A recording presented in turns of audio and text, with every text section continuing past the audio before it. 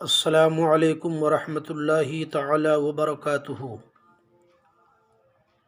الحمد لولیہ والصلاة علی نبیہ اما بعد، اعوذ باللہ من الشیطان الرجیم، بسم اللہ الرحمن الرحیم۔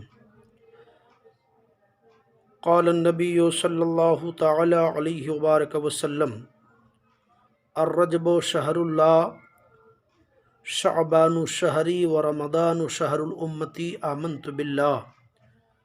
حدیث درود و سلام صلی اللہ علی النبی الامی وآلہ صلی اللہ تعالی علیہ وبارک وسلم۔ صلاۃ و سلام علیک یا رسول اللہ صلی اللہ تعالی علیہ وبارک وسلم۔ حضرات گرامی،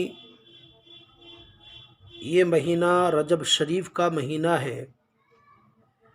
اس مہینے کی بے شمار فضیلتیں، برکتیں، سعادتیں ہیں۔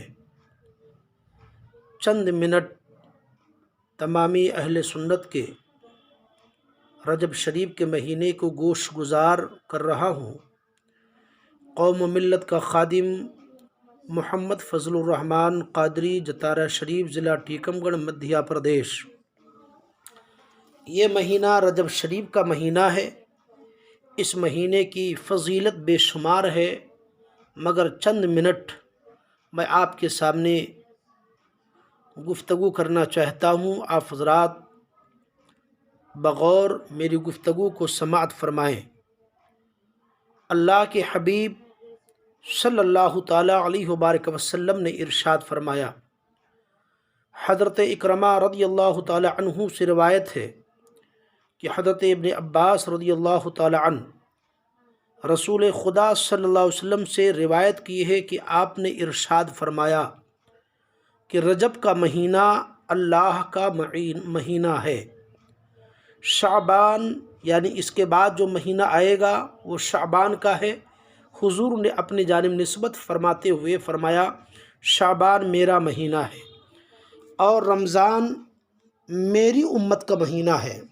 حضرات، اس مہینے کی فضیلت کو رسول اللہ صلی اللہ علیہ وسلم نے ارشاد فرمایا کہ رجب اللہ کا مہینہ ہے۔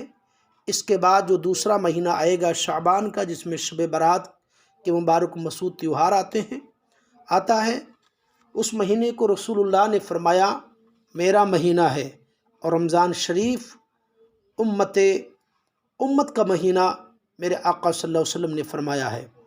حضرت موسیٰ بن عمران نے کہا کہ میں نے حضرت بن مالک رضی اللہ تعالی عنہ سے خود سنا، وہ فرما رہے تھے کہ رسول اللہ صلی اللہ علیہ وسلم نے ارشاد فرمایا کہ جنت میں ایک نہر ہے جس کا نام رجب ہے۔ سبحان اللہ!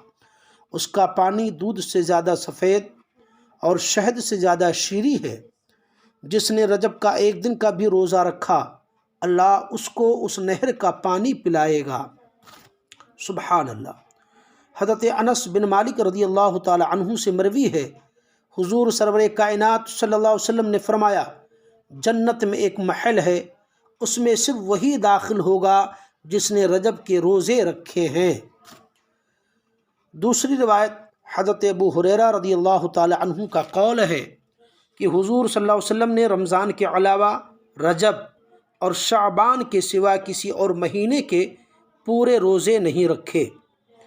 حضرت انس بن مالک فرماتے ہیں کہ حضور صلی اللہ علیہ وبارک وسلم نے ارشاد فرمایا، جس نے ماہ حرام کے 3 دنوں کے روزے رکھے، یعنی جمعرات، جمعہ اور ہفتہ، تو اللہ تعالیٰ اس کے لیے 900 سال کی عبادت لکھے گا۔ سبحان اللہ! بعض اصحاب کا مقولہ ہے کہ رجب کا مہینہ ظلم چھوڑنے کے لیے، بعض اصحاب کا مقولہ ہے، ارشاد ہے کہ رجب کا مہینہ ظلم چھوڑنے کے لیے، ماہ شعبان اعمال دین کے عہد کے لیے، اور رمضان کا مہینہ صدق و صفا کے لیے۔ سبحان اللہ! رجب توبہ کا مہینہ ہے، شعبان محبت کا مہینہ ہے، رمضان قرب الہی کا مہینہ ہے۔ اب پھر ارشاد فرمایا جا رہا ہے کہ رجب عزت کا مہینہ ہے، شعبان خدمت کا مہینہ ہے، اور رمضان نعمت الہی کا مہینہ ہے۔ رجب ماہ عبادت ہے، شعبان دنیا سے قطع تعلق اور بے نیازی کا، اور رمضان کثرت ثواب، نیکی میں زیادتی کا مہینہ ہے۔ رجب ایسا مہینہ ہے جس میں اللہ تعالیٰ نیکیاں دو چند کر دیتا ہے۔ شعبان کے مہینے میں اللہ تعالیٰ برائیوں کو دور کر دیتا ہے، اور رمضان عطائے اعجاز کا مہینہ ہے۔ رجب نیکیوں میں سب سے آگے بڑھ جانے والا مہینہ ہے۔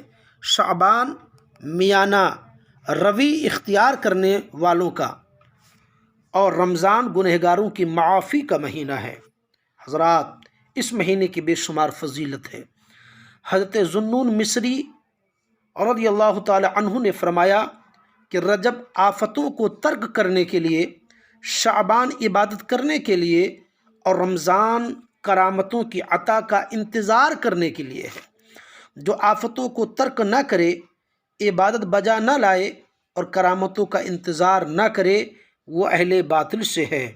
حضرت ذوالنون نے یہ فرمایا، رجب کھیتی بونے کا مہینہ ہے۔ سبحان اللہ۔ شعبان کھیت کو سیراب کرنے اور رمضان کھیتی کاٹنے کا مہینہ ہے۔ ہر شخص وہی کاٹے گا جو اس نے بویا ہے، اور اسی کا بدلہ پائے گا جو اعمال اس نے کیے ہیں۔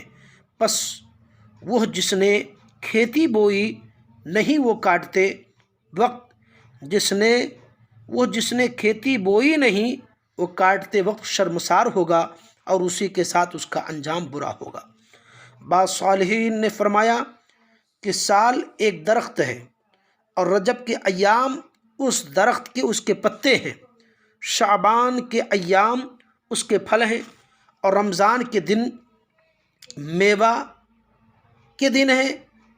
ایک قول یہ بھی ہے کہ رجب کو اللہ تعالیٰ کی طرف سے معجزات کے ساتھ، شعبان کو شفاعت کے ساتھ، اور رمضان کو نیکیاں بڑھانے کے ساتھ، شب قدر کو نزول رحمت کے ساتھ، یوم عرفہ کو دین کی تکمیل کے ساتھ مخصوص کیا گیا۔